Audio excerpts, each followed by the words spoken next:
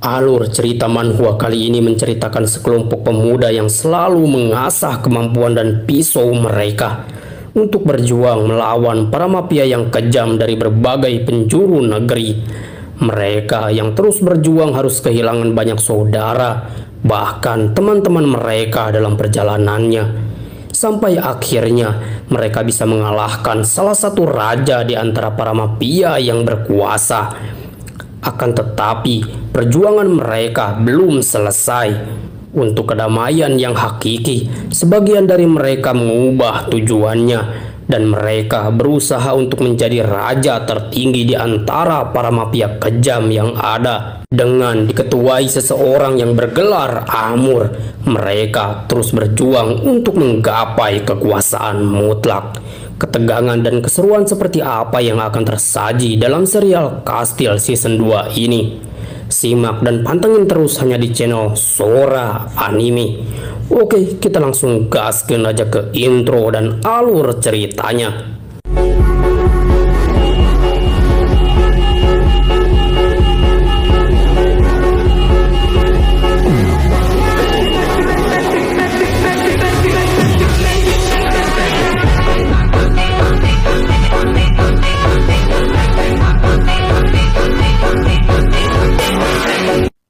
Di akhir part kelima kemarin, kita sudah sampai pada percakapan antara Aquila dan para petinggi Dewan Iskra. Aquila yang mengancam jika dia tidak membantu mereka lagi, siapa yang akan bisa menghentikan amukan Tigro. Lalu Shin pun berpindah pada upacara pemakaman Medped yang sudah dimulai. Di sana sudah berada para killer Iskra yang mulai dari Ratel, Krisa, dan para killer lainnya. Di sana juga terdapat para killer Iskra yang berada di bawah instruksi Lisa yang berhasil membunuh Medped. Juga orang-orang dari klub Ballerino, yaitu anak buah Medped yang juga sudah hadir ke tempat itu. Lalu salah satu dari mereka yang melihat orang-orang Iskra berkata, tanpa tahu apapun tentang mereka, mereka ada hubungannya kan dengan kematian bos. Jika kita punya rasa kesetiaan pada bos, bukankah kita seharusnya balas dendam pada mereka? Tapi salah satu orang terdekat Medped berkata, jangan main-main dengan mereka. Mereka adalah orang-orang yang bagaikan hewan buas yang tidak punya atasan. Maaf, karena aku tidak bisa menahan amarah ini, karena aku tak tahu mereka orang yang seperti itu. Dan setelah itu, Bison, salah satu anggota Hot Blood berkata, mereka datang. Ternyata yang datang ke pemakaman Medped kali ini adalah para petarung terkuat baik Yui, Minso, Saroka, dan juga Piwujin yang sudah sampai di tempat itu. Lisa dan para anggota Iskra yang berada di situ melihat ke arah anggota baik Yui dengan tatapan serius mereka. Mereka menunggu keluarnya sang bos mereka, yaitu Amur Tigro. Tigro yang sudah keluar dari mobilnya dengan wajah suramnya membuat semua orang tak ada yang berani berkata apapun. Lalu dengan dingin Tigro berkata kepada 3 orang rekannya itu, ayo kita ke sana.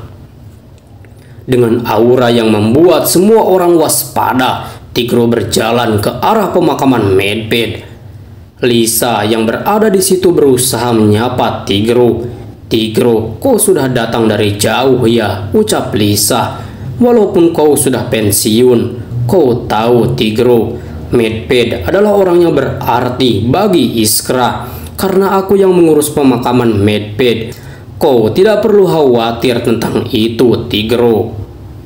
Akan tetapi, Tigro yang mendengar ucapan Lisa tak meresponnya sedikit pun. Dia tetap melangkah dan melewati Lisa dengan aura dinginnya itu. Lisa yang melihat tindakan Tigro tak menyangka akan hal itu, dan dia hanya bisa diam melihatnya.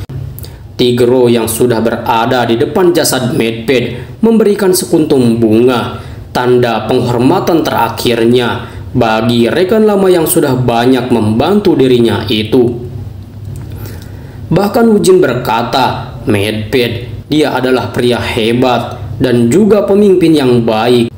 Dia juga penolong yang hebat bagi rekan satu timnya. Akan tetapi, setelah Wujin berkata seperti itu, tiba-tiba Black Mamba berkata, sepertinya dengan kematiannya seperti itu, aku tidak yakin kalau dia adalah killer yang hebat.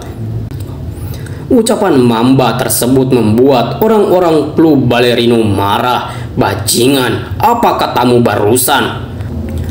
Bahkan Ratel sudah mengeluarkan pisaunya untuk menyerang Mamba atas kata-kata hinaan yang sudah Mamba ucapkan untuk pemimpinnya itu.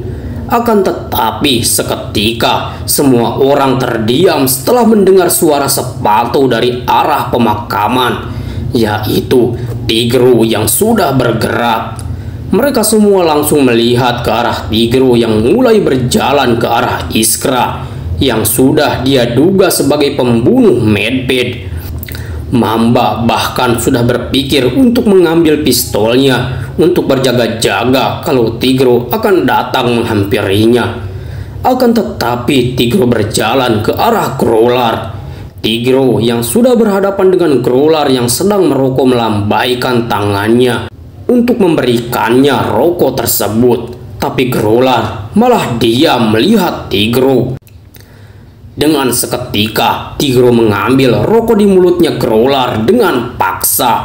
Lalu Tigro berkata dengan nada dinginnya itu, mulai sekarang kalian berhati-hatilah, ucap Tigro pada Growlar.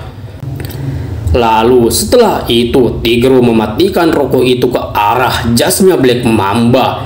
Mamba hanya bisa diam tak berbicara sedikit pun. Bahkan orang-orang di sana yang melihat tindakan Tigro tak ada yang berani bersuara, walaupun itu hanya satu kata saja. Dan Tigro pun lanjut berkata, karena saat suasana hatiku sudah berubah, aku bisa saja menghancurkan Iskra. Seketika setelah Tigro berkata seperti itu, Growlar berpikir. Dengan wajah marah menahan emosi, Growlar berkata dalam hatinya, sesuai dugaan, provokasinya berhasil. Sementara Lisa hanya tersenyum setelah Tigro melakukan tindakan tersebut, karena memang itu tujuannya, yaitu membuat Growlar dan Tigro menjadi musuh. Akan tetapi scene berpindah setelah pemakaman berakhir. Salah satu anggota Fire Spirit Samu berkata pada Frigate, Medved sudah mati. Sekarang Saruka juga sudah pergi meninggalkan Iskra. Aku sudah tidak sabar siapa lagi yang akan bergabung ke dalam Iskra. Dan jika mereka lemah, aku akan menghajar mereka. Lalu Frigate berkata pada Aquila, Aquila, sekarang Tigro dan Saruka sudah tidak bisa kau rangkul lagi seperti dahulu. Akan tetapi Aquila malah memikirkan kata-kata Lisa tentang siapa yang akan mengancam Iskra ke depannya atas apa yang sudah dia lihat, yang sudah dilakukan Tigro tadi. Aquila pun berkata dalam hatinya, jadi ini yang kau maksud Lisa, kau ingin aku merasakannya. Tigro, pada akhirnya sepertinya kita tidak bisa pergi bersama. Lalu setelah penurunan peti jenazah Medved, Wujin berkata, bahkan aku belum membalas budi padanya atas bantuan yang sudah dia berikan padaku. Dan kalau bukan dari hasil latihan darinya, mungkin aku tidak akan bisa mengalahkan Nam Gyun Hyuk. Lalu Kim Shin yang melihat Krisa kelihatan sedih berkata pada Wujin, Wujin, berikan dia waktu, karena Krisa lah yang mengenal Medved lebih dari siapapun. Lalu setelah Krisa pergi, Kim Shin yang berada di depan makam Medved berkata dengan menggenggam tanah kuburannya, Medved, aku tidak tahu apakah perang akan segera terjadi atau tidak. Tapi aku akan membawa kabar baik saat aku mengunjungimu nanti, Medbed.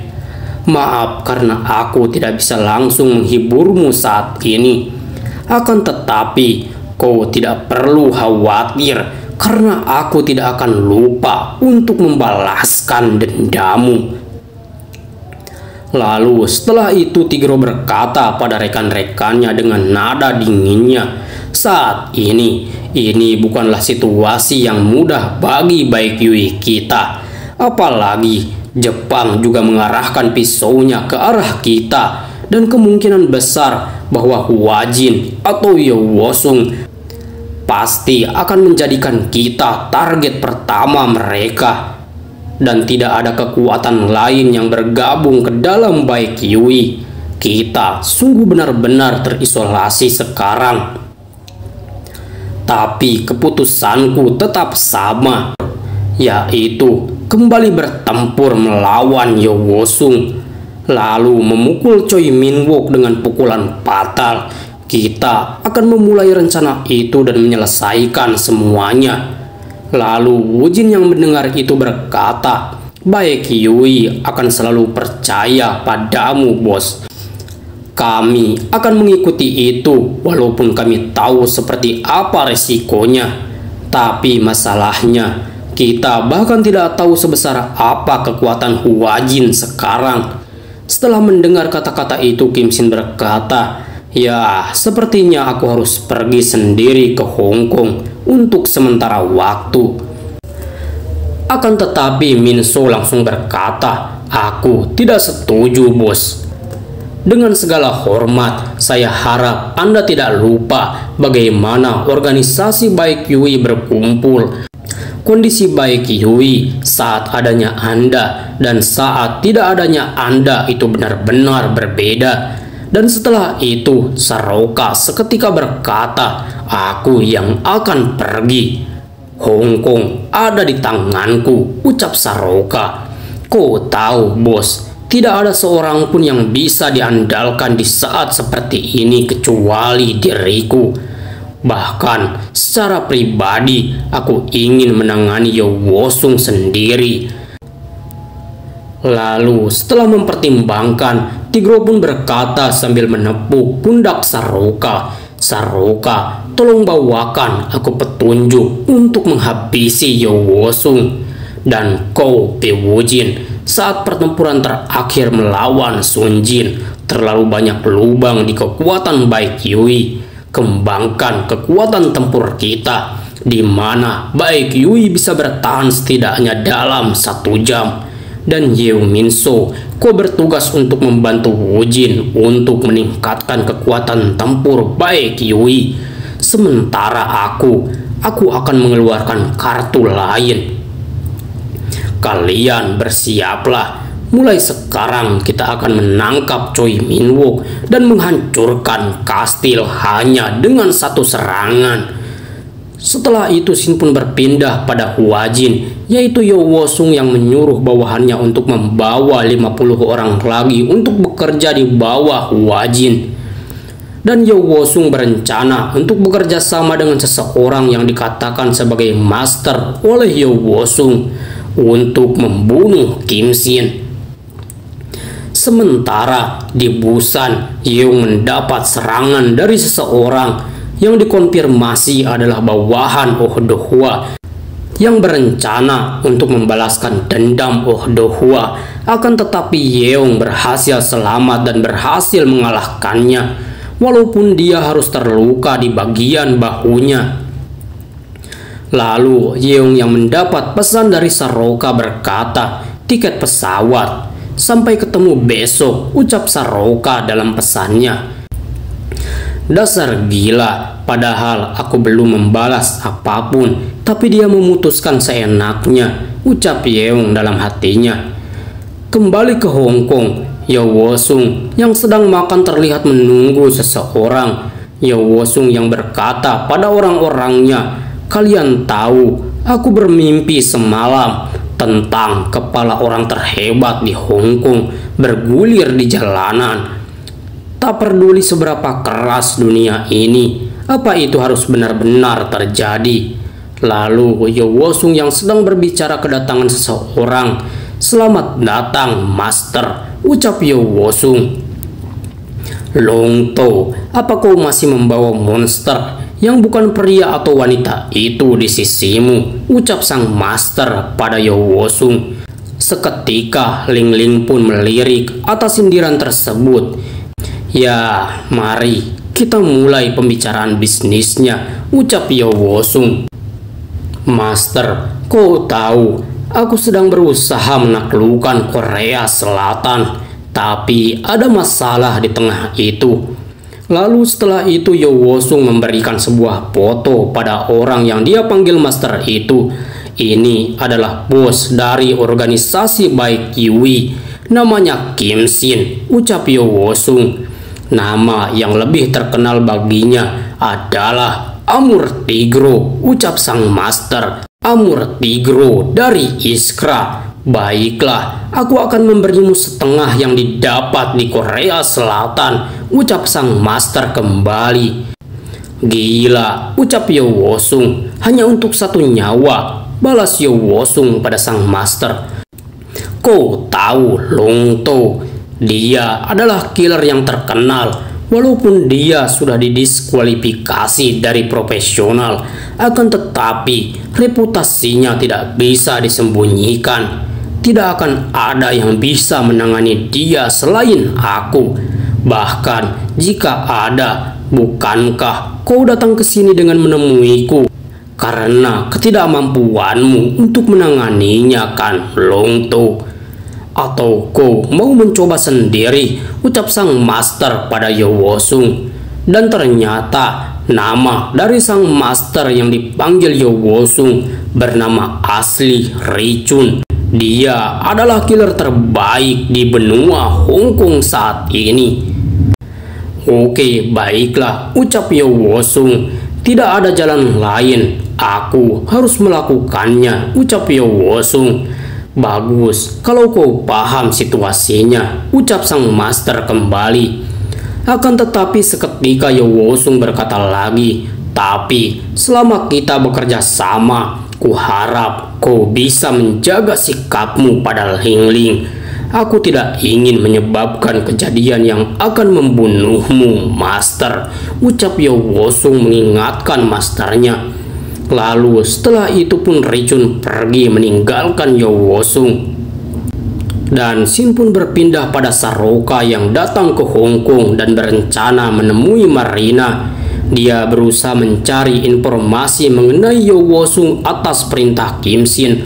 Marina yang sudah bertemu dengan Saroka pun berkata, "Kau sudah keluar dari Iskra, dan dengan tidak tahu malunya kau meminta informasi padaku yang merupakan informan Iskra."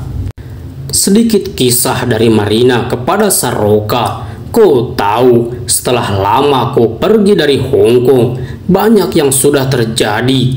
Dahulu, para master berkumpul untuk membebaskan seorang pria dan menjadikan pria tersebut sebagai tombak di garis depan.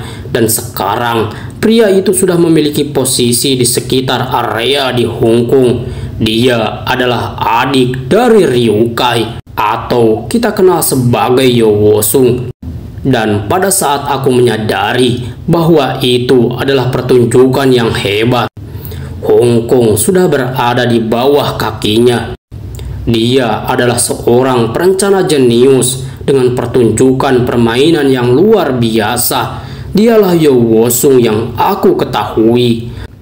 Hanya itu saja yang bisa kuberitahu padamu tanpa mengkhianati organisasiku," ucap Marina pada Saroka. "Dan aku harap kita tidak saling menghubungi lagi, Saroka." "Tidak, maksudku, kau tidak boleh terbang ke sini dan menggangguku lagi." Lalu setelah itu Marina pun pergi meninggalkan Saroka. Sementara Yeong yang tadi mendengarkan berkata, "Siapa perempuan itu? Apa dia mantanmu?" "Hei bocah, kau tidak perlu tahu urusan orang dewasa seperti kami." Lalu dalam hati Saroka berkata, "Aku selalu berhutang budi padamu, Marina. Terima kasih." Lalu Saroka dan Yeong pun pergi untuk menjalankan misinya, yaitu mencari informasi tentang Yo Wosung. Yeong yang sudah disuruh Saroka menjalankan aksinya pun berdiam diri untuk menunggu seseorang. Lalu satu orang pria gendut datang dan Yeong tanpa basa-basi bertanya, "Hei Pak, apa kau yang bernama Haneput?" Lalu pria itu berkata dengan tidak ramah, "Hei bocah, apa kau tumbuh tanpa dipukuli? Berani sekali kau memanggil orang dewasa dengan tidak sopan seperti itu." Akan tetapi, Yeong malah menyodorkannya HP dengan aplikasi penerjemah. "Hei, aku tidak mengerti. Apa kau bisa mengulanginya lagi?" ucap Yeong. "Apa-apaan? Apa kau orang Korea?" ucap pria itu.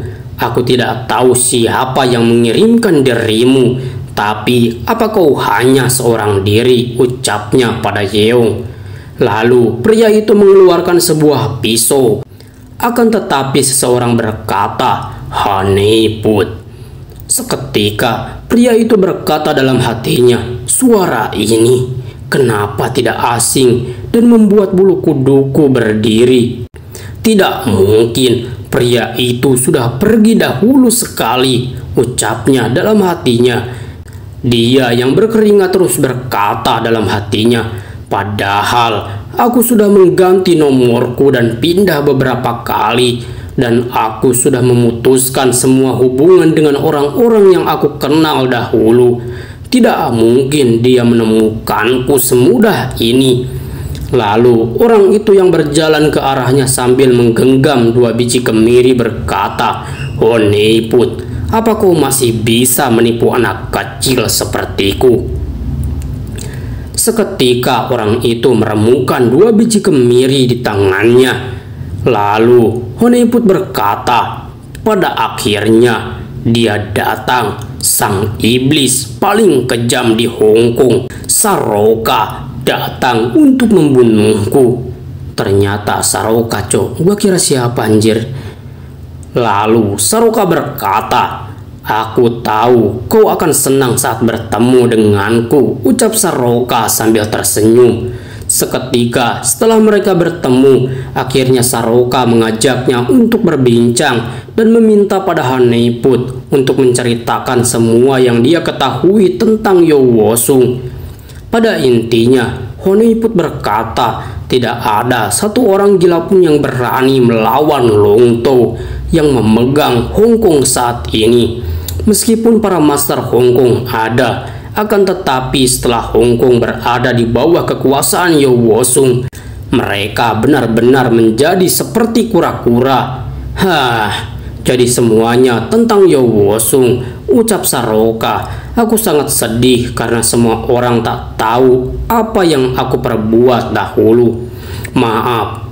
Tapi beberapa preman juga tahu akan hal tersebut tentang Long To. Periksalah selama sebulan apakah ada orang yang berani menentang Long To saat ini." Sialan, ucap Saroka. "Tadinya aku berniat untuk menghajar beberapa orang dan merekrutnya. Kalau begini akan sulit." "Lalu bagaimana dengan orang yang tidak menyukainya?" ucap Saroka. "Apakah ada musuh dalam selimut yang tak suka padanya?" Iya, soal itu. Wang Haoming. Dia adalah generasi ketiga konglomerat dari benua ini. Baru-baru ini dia membawa kapal dan berpesta di dekat sini."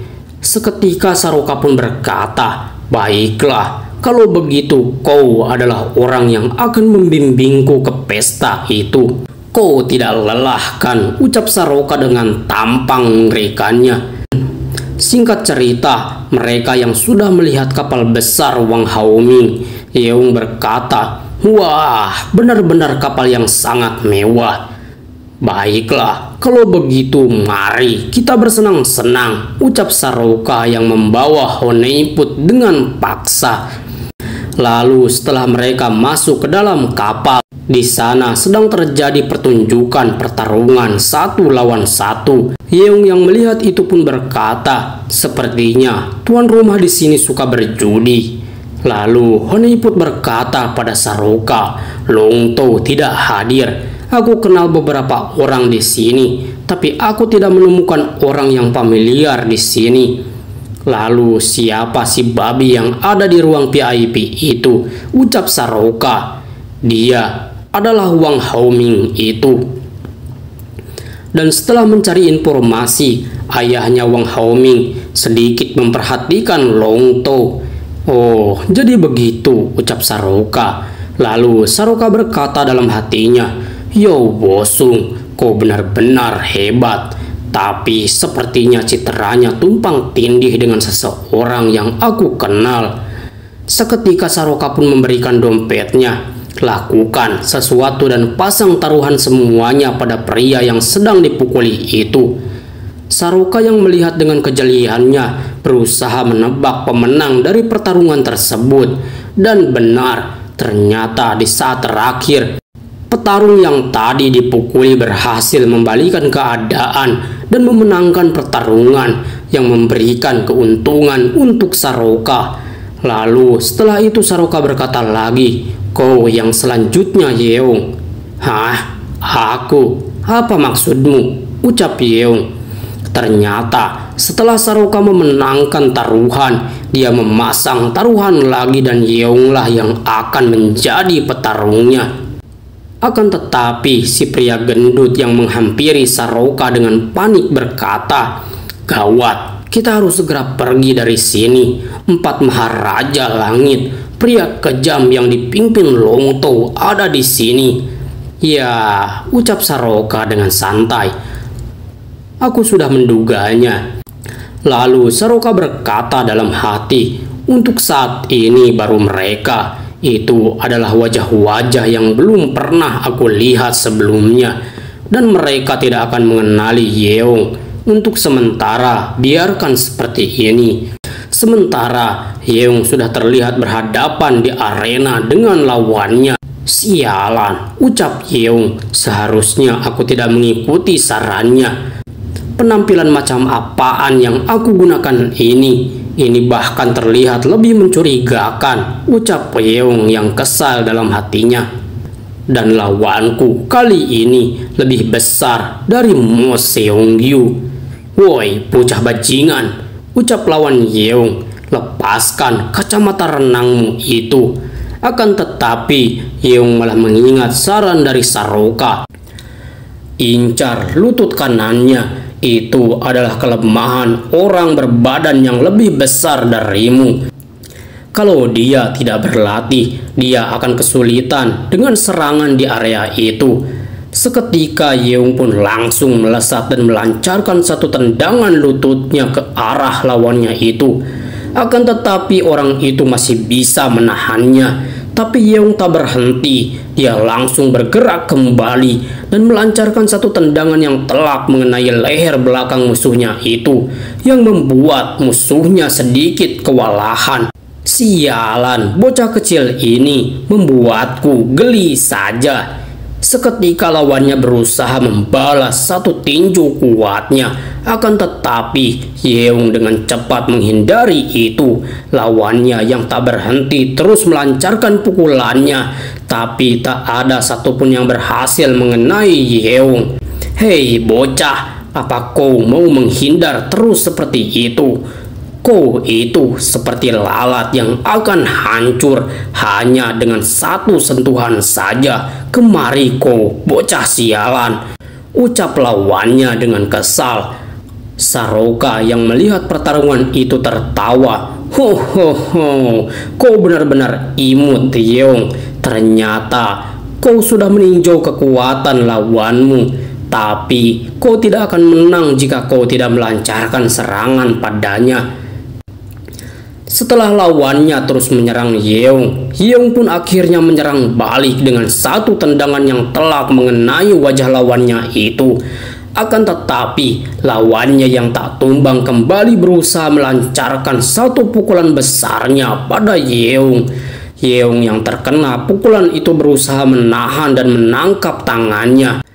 Dan bam! Yeong membenamkan satu tendangan telak tepat tepat ke arah hidung lawannya yang membuat lawannya harus memuncratkan darah dari hidungnya itu. Yeong yang melihat lawannya hampir jatuh kembali melesat dan kembali melancarkan satu tendangannya yang berhasil sekaligus menjadi akhir dari pertarungan itu. Yeong yang sudah menang pun berkata dalam hatinya, "Sialan, jahitan di bahuku terbuka kembali. Aku menjahitnya terlalu terburu-buru kemarin. Sebenarnya demi siapa sih aku harus mengalami penderitaan seperti ini?" ucap Yeong dalam hatinya. Sementara Saroka yang cuma menonton terlihat kegirangan.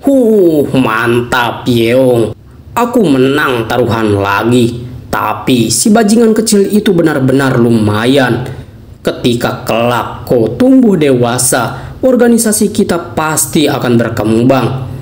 Dengan tertawa Saroka berkata, "Aku sungguh iri padamu. Di usiamu itu, sudah berapa banyak lawan yang sudah kau hadapi. Kerja bagus, bajingan kecilku," ucap Saroka yang kegirangan. Sementara di ruang VIP, Wang Haoming menyuruh anak buahnya untuk memeriksa latar belakang Saroka dan Yeong. Dan di sana juga ada bawahan Yeo Wosung yang berada di tempat itu yang mendengar kata-kata Wang Haoming. Lalu setelah itu Wang Haoming menyuruh anak buahnya memanggil Saroka.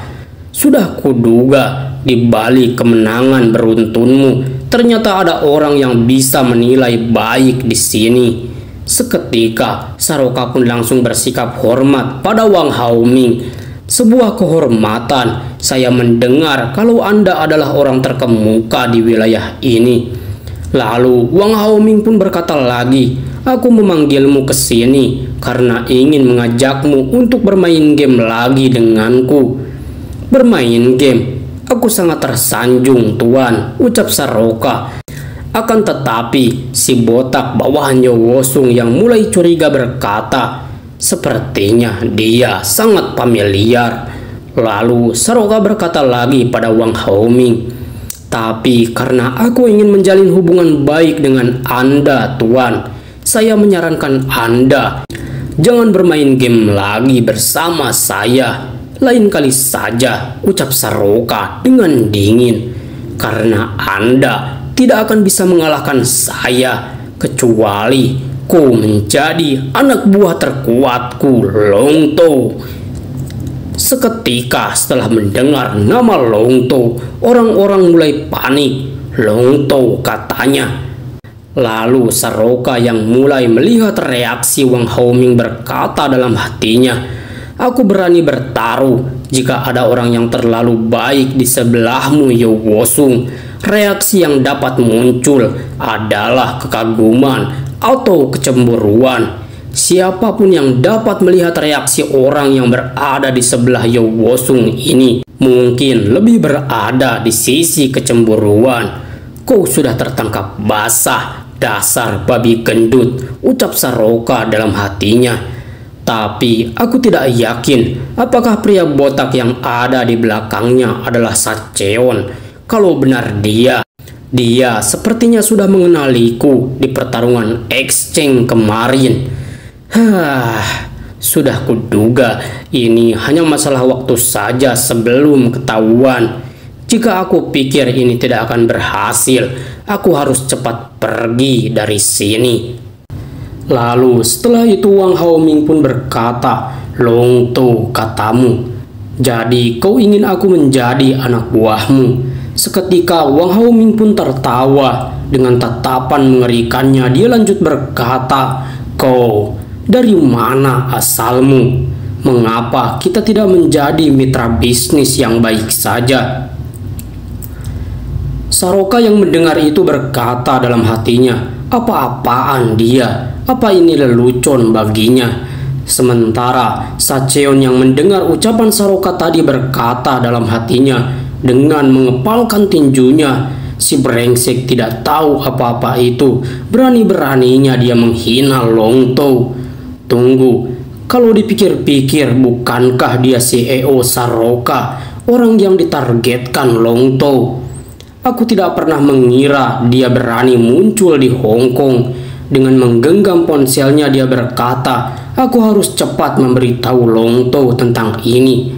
Akan tetapi setelah dia mau berniat memberitahu Yo Wosung, Wang Haoming yang sudah menyadari kalau Sacheon akan menghubungi Yo Wosung berkata padanya, hei kau, seharusnya kau tahu pada pesan yang sudah aku berikan, tapi berani-beraninya kau bermain-main denganku. Ini adalah tempatku, peduli apa kau? Sementara Sacheon yang sudah kesal berkata dalam hatinya, dasar babi sialan. Lalu setelah itu dua penjaga Wang Haoming berkata, kau berikan handphonemu. Akan tetapi Sacheon yang amarahnya sudah memuncak berkata, singkirkan tangan kalian, kalau tidak aku akan menggiling kalian menjadi bubuk. Seketika Wang Haoming pun berkata pada Saroka, hei, apa kau yang akan bertarung? Apa yang akan kau lakukan sekarang? Ya, kau tahu sendirilah, aku hanya punya satu tubuh, jadi mau bagaimana lagi, ucap Saroka. Dan Sacheon yang tidak memiliki kesempatan mengirimkan pesan berniat untuk melawan Saroka, tidak perlu melapor, aku hanya perlu membuatmu berlutut dan menjadikanmu agar-agar pati, ucap Sacheon. Hei kau, baik Yui, ikuti aku. Akan aku tunjukkan padamu seberapa tinggi level orang Cina. Akan tetapi setelah melirik ke arah Saroka, ternyata Saroka sudah bersiap dengan satu tendangan kakinya. Dan boom, satu tendangan telak mengenai kepala Sacheon hingga kepalanya menabrak kaca di sampingnya hingga retak. Dan bam, ditambah satu tendangan lagi yang membuat kaca itu harus pecah berhamburan. Lalu Saroka berkata, kalau sudah ketahuan begini, lebih baik kita hantam saja. Orang-orang yang mendengar pecahan kaca semuanya langsung bereaksi pada suara tersebut. Sialan, dasar bajingan, ucap Sacheon yang menahan tendangan Saroka. Sacheon sempat hendak membalas serangan Saroka, akan tetapi dengan cepat Saroka menghindari itu dan membalas dengan satu pukulan pada bagian rusuk kiri Sacheon. Akan tetapi Sacheon juga tak tinggal diam. Dia berhasil menangkap Saroka lalu membantingnya, yang membuat mereka berdua harus terjatuh dari lantai atas dan menabrak genteng emas yang menghiasi kapal. Pertarungan mereka sangatlah sengit. Bahkan di saat tubuh mereka sedang terjatuh, mereka masih sempat berjual beli serangan antara keduanya. Orang-orang yang melihat ada kerusuhan langsung bertanya-tanya, ada apa ini sebenarnya? Sementara Sacheon dan Saroka yang sudah berada di lantai bawah, Sacheon dengan cepat melayangkan satu tendangannya pada Saroka yang membuat Saroka harus mundur ke arah meja. Sialan, tubuhnya benar-benar kuat bagaikan besi, ucap Saroka. Sementara Yeong yang melihat Saroka sudah bertarung, hanya melihatnya dan tak berbuat apapun. Lalu Sacheon yang memegang kepalanya dengan kepalan tinju di tangan kanannya berkata, aku tidak tahu dengan motif apa kau berani datang ke sini, tapi itu adalah kesalahan besar. Dan apapun informasi yang kau dapatkan dari sini hanya akan berarti jika kau berhasil keluar dari sini hidup-hidup. Sementara Saroka yang tenang-tenang saja mendengar ucapan Sacheon berkata, sungguh mengharukan. Kau benar-benar mengkhawatirkanku bahkan setelah dipukuli seperti itu. Benar-benar memalukan. Baiklah, ucap Sacheon, jangan berpikir kau bisa kembali hidup-hidup dari sini. Seketika Sacheon pun langsung melesat dan melancarkan satu tinjunya. Akan tetapi Saroka berhasil menghindar dan membalas dengan satu pukulan ke arah paha Sacheon. Sacheon kembali melancarkan tinjunya. Sayangnya Saroka dengan mudah membaca gerakannya dan membalas kembali dengan satu serangan sikutnya yang telak mengenai wajah si botak itu. Lalu Saroka berkata dengan dingin, kau tidak akan pernah bisa menangkapku. kau boleh memanggil teman-temanmu jika kau menginginkannya, tantang Saroka pada Sacheon. Sacheon yang murka berkata, bajingan, hanya karena beberapa pukulan yang tepat sasaran, kau benar-benar menjadi sombong seperti itu. Akan tetapi Sacheon yang tidak bisa menangkap Saroka berkata dalam hatinya, sialan, aku benar-benar ingin mengalahkannya. Akan tetapi prioritas kali ini yaitu untuk memburunya. Lalu Sacheon berkata, Silver Bullet, majulah. Seketika satu orang rekan Sacheon datang dengan serangan besarnya pada Saroka. Saroka yang melihat bantuan untuk Sacheon pun berkata, nah begitu dong, kau harus mengeluarkan mereka seperti ini. Saroka yang terkena hantaman dari Silver Bullet terlempar cukup jauh dan menghantam meja di sana. Sementara Wang Haoming yang melihat Sacheon mendapat bantuan berteriak, hei dasar tidak tahu diri, ini adalah permainan yang aku buat. Hei kau gendut, pergilah, jangan merusak kesenangan orang lain. Sementara Saroka yang tadi terlempar malah mengkhawatirkan handphonenya. Sialan handphoneku, tapi bukankah ini sudah waktunya dia memberi pesan?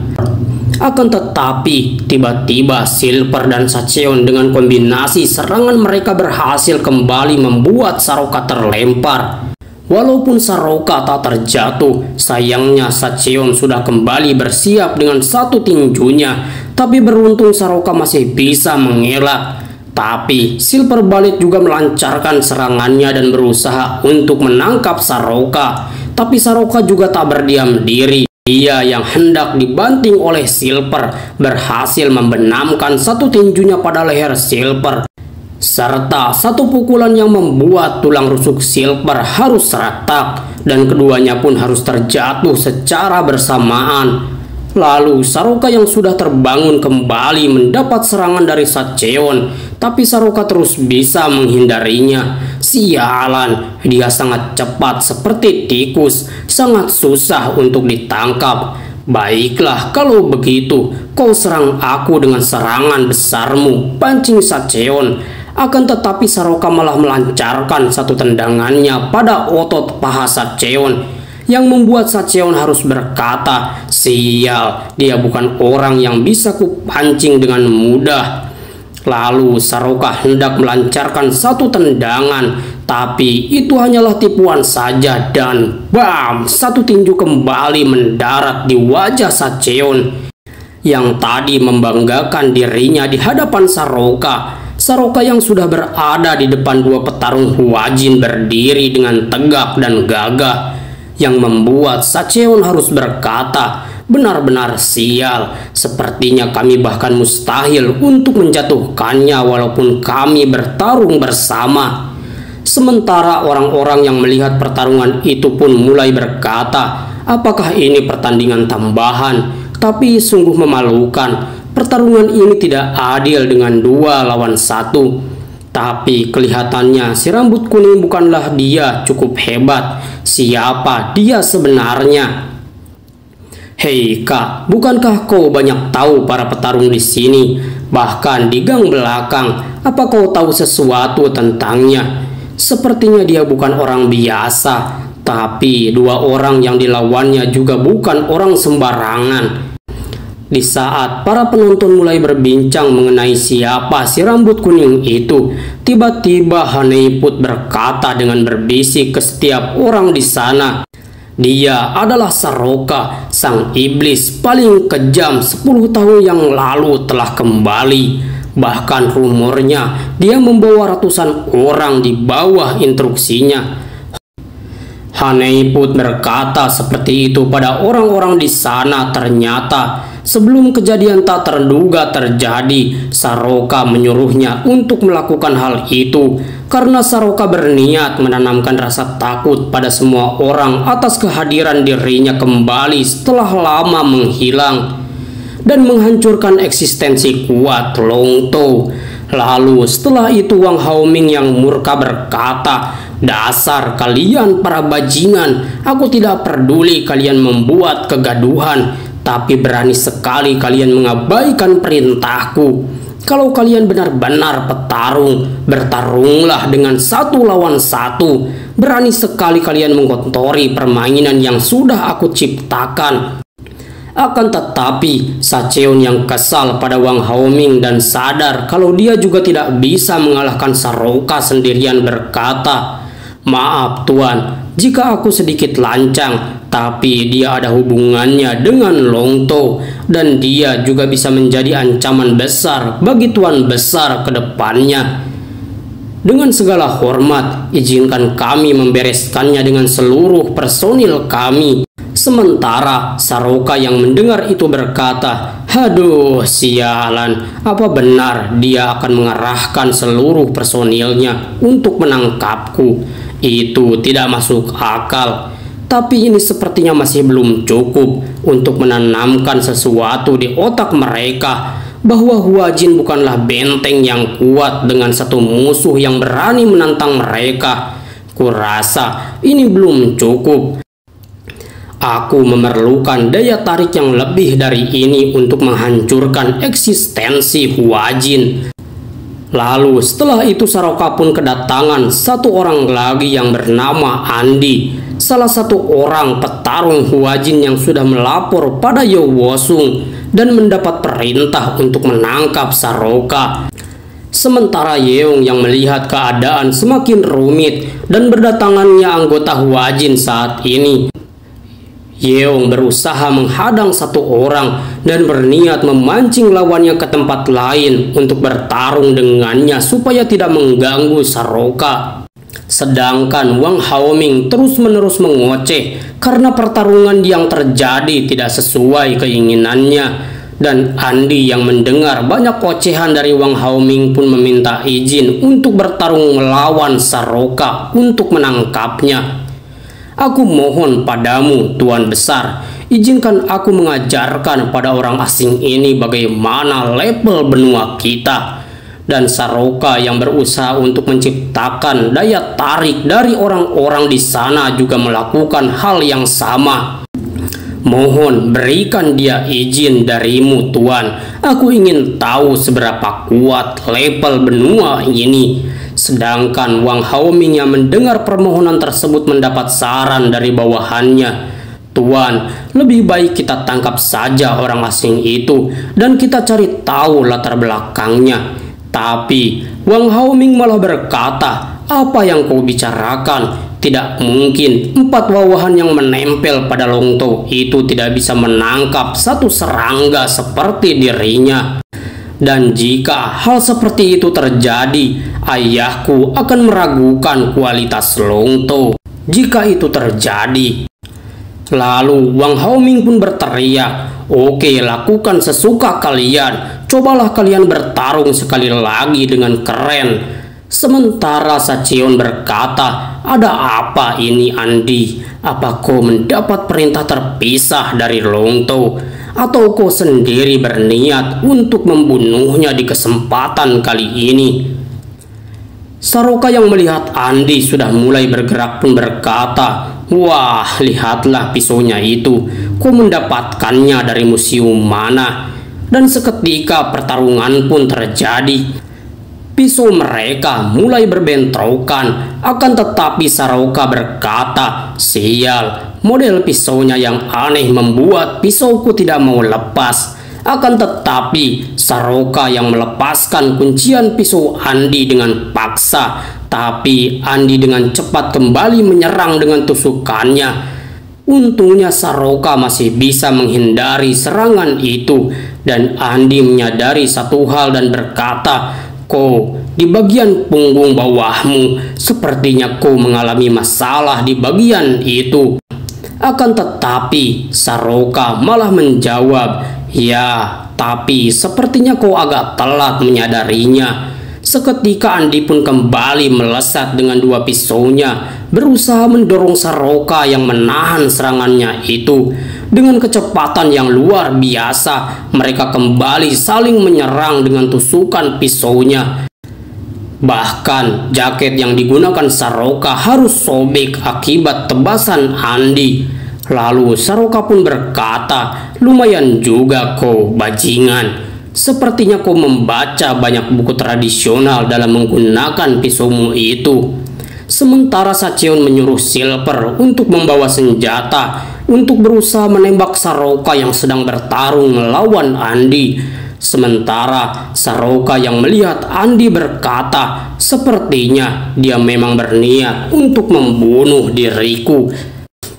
Dan pertarungan pun kembali dimulai antara Saroka dan Andi. Mereka terus berjual beli serangan dengan teknik dan kecepatan dalam menggunakan pisau mereka.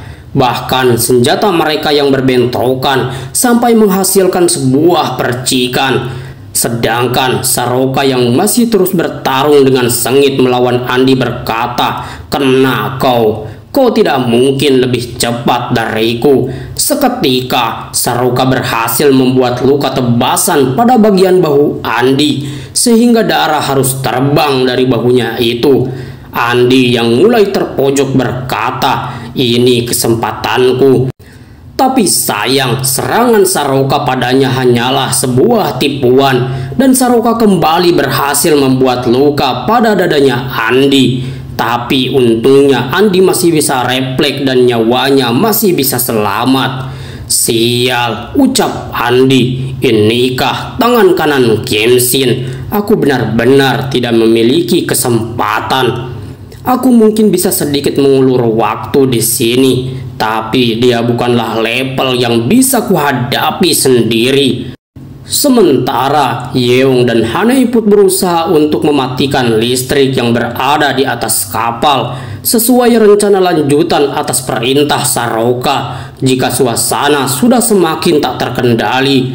Lampu yang mati pun membuat semua orang panik. Akan tetapi Sacheon yang masih berniat untuk menangkap Saroka menyuruh seluruh personilnya untuk mengamankan Saroka terlebih dahulu. Sementara Sacheon yang sudah mendapatkan pistol menyuruh bawahannya untuk segera menghabisi Saroka yang tengah bertarung. "Pertunjukanmu hari ini sudah cukup untuk membangkitkan rasa ingin tahu kami. Kapal ini akan segera berlabuh dan Tuan Longtou akan segera datang ke sini," ucap Andi. "Sebaiknya kau bergegas." Sedangkan Sacheon yang berusaha menembak Saroka malah mendapat satu lesatan pisau Andi yang terlempar padanya. Tapi untungnya Sacheon masih bisa menghindari itu dan pisau itu menancap pada orang di belakangnya. Sedangkan Yeong dan Haneput yang sudah mematikan lampu berusaha untuk keluar dengan cara terpisah. Akan tetapi Yeong malah bertemu satu orang musuh yang dia pancing tadi. Akan tetapi setelah orang itu hendak menembak Yeong, tiba-tiba satu pisau melesat padanya dan melukai tangannya. Ternyata Saroka yang sudah sampai ke tempat itu. Dia dengan cepat menyerang orang yang akan menembak Yeong, tapi kemampuannya sedikit lumayan dan dia berhasil meloloskan diri dari Saroka. Sementara Saroka yang tadi mendapat informasi dari Andi menyuruh Yeong untuk segera pergi meninggalkan kapal karena Yowosung akan segera datang. Sayangnya mereka terlambat. Yeong yang melihat ekspresi Saroka berkata dalam hatinya, "Ada apa dengannya? Aku baru kali ini melihat ekspresi dirinya seperti ini." Lalu Saroka pun berkata, "Hei Yeong, mulai saat ini hanya ada satu hal yang harus kau pikirkan, yaitu keselamatanmu dan larilah dari sini." Ternyata Saroka berkata seperti itu karena dia sudah melihat Yowosung dan para anggota terbaiknya sudah hadir di tempat itu. Ditambah Richun, killer terbaik benua Hong Kong saat ini. Baiklah, sampai di sini dulu ya pertemuannya teman-teman semua. Karena chapternya baru sampai di sini. Terima kasih yang sudah nonton videonya sampai akhir. Jangan lupa subscribe untuk channel ini. Sehat selalu buat kalian semua dan bye. Assalamualaikum warahmatullahi wabarakatuh.